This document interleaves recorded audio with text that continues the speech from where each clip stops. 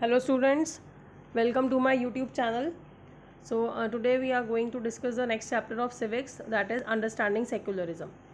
First of all you need to understand the meaning of secularism. What is secularism? What is the basic meaning of secularism? Secularism means there is no state official religion which is to be followed by the citizens. That means कोई भी एक particular religion नहीं है जो आपको follow करना है. You are free to choose any religion of your choice, right? You can practice any religion, you can profess, or you can choose any religion of your choice. So basically secularism means this only. See, in India we have diversity, right? People having the different culture, they have different languages and they speak different language, they are of different religion, but in spite of all these differences and diversities, we are in unity, or we all are united. So in India people are in unity, right? Unity in diversity is there in India. You can see in this picture, some people go to mosque, some people go to temple, some people go to gurudwara, right? But in spite of all these differences, we all are united, right? So basically what is secularism? People have been given the right to choose own religion, right? The Indian Constitution allows individuals the freedom to live by their religious beliefs and practices. So we have the right, and our Indian Constitution allows individuals to live freely and choose any religion, right? We can practice any religion, we can propagate any religion. A secular state is one in which the state doesn't officially promote any one religion as the state religion. So our state doesn't promote any one religion as the state religion. India is a secular state where there is no official religion which citizens has to follow. So this is the basic meaning. In India, there is no official religion in any of the state which citizens has to follow. You can take the example of any of the state like Rajasthan. Take the example of our state, Rajasthan. Different people speak different languages and they are from different religion. In spite of all this, we are united, right? People from different backgrounds, people from different religion, they reside in the state, right? Most of the countries have people of more than one religion residing within the state. Like Rajasthan, I have just given you the example of Rajasthan. So in Rajasthan, different people are living and they have the different culture, they speak different language, and more than one religion people are also residing in the state. We need to safeguard individuals' right to preach and practice the religion of their own choice. So we need to safeguard, we need to secure the individuals and their rights, and our Indian Constitution gives this right to the citizens. Secularism is a belief that nobody should be discriminated based on the religion they follow. That means nobody should be discriminated on the basis of religion, right? Regardless of the religion he or she follows, they are equal according to the laws and regulations that govern the nation. So see, we all are considered equally, right? We all are equal in the eyes of law. Whatever laws have been passed by the parliament, that are equal for all, that is to be followed by all the citizens of the country. Nobody is above the law, right? जो भी कानून बनाया है वो सबके लिए same है, right? Now next is why it is important to separate religion from the state. So religion is to be separated from the state. A state should not interfere in the matters of religion, right? So why it is important? We need to protect the freedom of religion to exit from religion, embrace another religion, or have the freedom to interpret religious teachings differently. So it is important to separate religion from the state because we need to give the importance to each and every religion, right? We need to give the freedom to interpret the religious teachings differently. Any form of domination based on religion is in violation of the rights that a democratic society guarantees to each and every citizen irrespective of their religion. So if any violation is there, so like India is a democratic country, you all know, if your rights are being violated, then we have the right, or we can go to the court, we can file a case against that person. The state guarantees every individual the right to follow the religion of his choice and to interpret it in in his own way. So a state is giving guarantee to every individual the right to follow the religion of his or her choice, and he or she can interpret in his own way. Now, what is Indian secularism?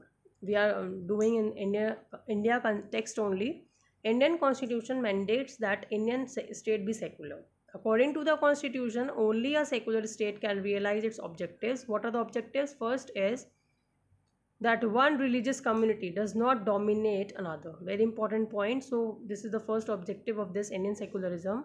What it says that one religious community, suppose Muslim community is there, it should not dominate another. It does not dominate the other community like Hindu, right? So Hindus are there, Muslims are there, Sikhs are there, Christians are there. So all should be given equal rights. No community should dominate the another community. Second is that some members do not dominate other members of the same religious community. Some members of one community, like Hindus are there, Hindu community is there. Few members from this community should not dominate the other members of the same community, right? एक community आपकी like Hindu है, Hindu community के कुछ members हैं, वो उसी community के कुछ members को dominate नहीं करेंगे, right? Suppress नहीं करेंगे, demotivate नहीं करेंगे. Then third is that the state doesn't enforce any particular religion nor take away the religious freedom of individuals. Third is state will not intervene, state will not interfere into the matters of religion, right? Now see, this is the image in your book only. So it depicts that two persons are talking and they are going, and one person who is wearing the pagadi and he is a Sikh, another person is wearing the helmet. Though the person who is wearing the helmet is asking the another person that why you are not wearing the helmet. That person is replying that I am Sikh, and in our religion wearing a pagadi is a important ritual. So he is considering his religion as his priority, right? Wearing a pagadi is central to a Sikh religious practices, so he is wearing that, and police will not intervene in this, right? So this is all about this image. Now next is what are the features of Indian constitution? Like you have already done in 6th and 7th standard, what is constitution, what are the features of constitution, when it was adopted, and what are the fundamental rights. So the constitution clearly mentions that there shall be no state religion in India. No state religion is there. That means there is no official state religion. Every person is guaranteed the freedom of profess, freedom of conscience, practice and propagate his own religion. Article 14 guarantees equality before law and equal legal protection to all. So these are few articles which I have mentioned here. This is Article 14, which states that equality before law. We all are equal before law. Nobody is, we can say no one is above the law. कोई भी law के ऊपर नहीं है. जो भी कानून बना दिए हैं, उस जो भी laws बना रखे हैं, those are equal for everybody. Article 15 prohibits discrimination on the grounds of religious, race, caste, sex or place of birth. And Article 15 says that discrimination should not be there on the grounds of religion, race or place of birth. Then last is Article 16 guarantees equality of opportunity to all the citizens in matters of public employment. So all the opportunities must be given equally. Article 16 says this. Now next is, in what way is Indian secularism different from the other countries, democratic countries? Like India is a democratic country. So for example, the first amendment of US Constitution prohibits the legislature from making the laws. So US Constitution is saying it is prohibiting the legislature from making the laws. You know that what is legislature, what is the role of legislature. Legislature is one of the organ of the government. There are three organs of the government: legislature, executive and judiciary. So legislature, the role of legislature is making the law, right? So US Constitution is prohibiting the legislature from making laws respecting an establishment of religion or prohibit the free exercise of religion. In Indian secularism through the state is not strictly separate from religion. It does maintain a principal distance vis-a-vis religion. This means that any interference in religion by the state has to be based on the ideals laid out in the constitution. So Indian secularism talks about the freedom of religion, and which means state will not interfere in religion, and it is based on the ideas that are specified in the constitution. So this is the last part of this chapter. The Indian state is secular and works in various ways to prevent religious domination. The Indian constitution guarantees fundamental rights. You all know we have 6 fundamental rights: right to equality, right to freedom of religion, cultural and educational rights, constitutional right to constitutional remedies, right against exploitation. These are based on the secular principles. However, these rights are often violated, and a constitutional mechanism has been provided to prevent the frequency and recurrence of these violations.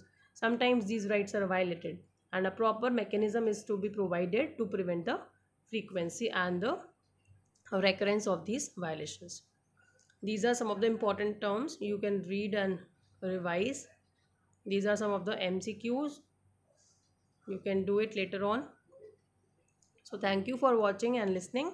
Kindly like, share and subscribe my YouTube channel. Thank you.